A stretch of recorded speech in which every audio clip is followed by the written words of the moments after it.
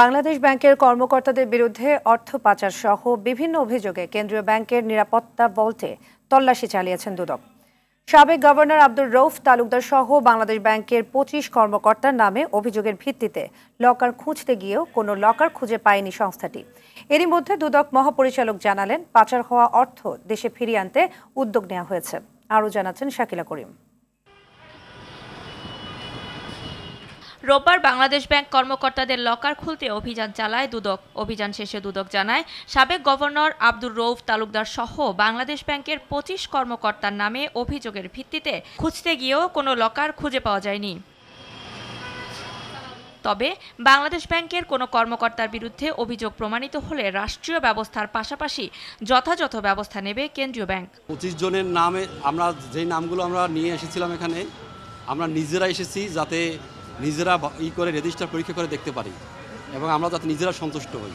এই কারণে কিন্তু আমরা ভল্ট খুলে তারপরে এই রেজিস্টার বের করে নামগুলো আমরা দেখেছি, ওই নামে কোনো লকার বা সেফ ডিপোজিট আমরা পাইনি।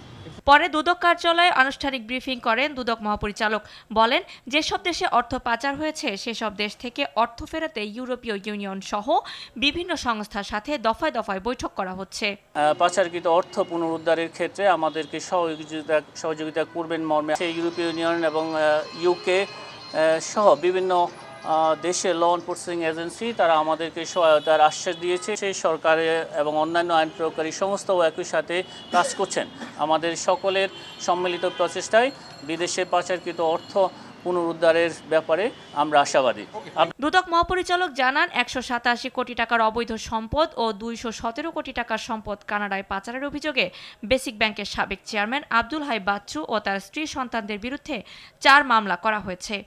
দুটো বিদেশি ব্যাংকে এই অর্থ পাচার হয়েছে এবং এই সংক্রান্ত বিস্তারিত তথ্য এজাহারে থাকবে।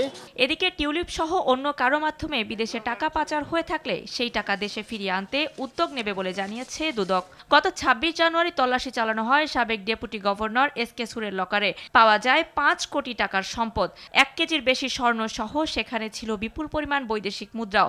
এরপরই কেন্দ্রীয় ব্যাংকের অন্যান্য কর্মকর্তাদের লকারে তল্লাশি করতে চেয়ে চিঠি দেয় দুদক। শাকিলা করিম, RTV, ঢাকা।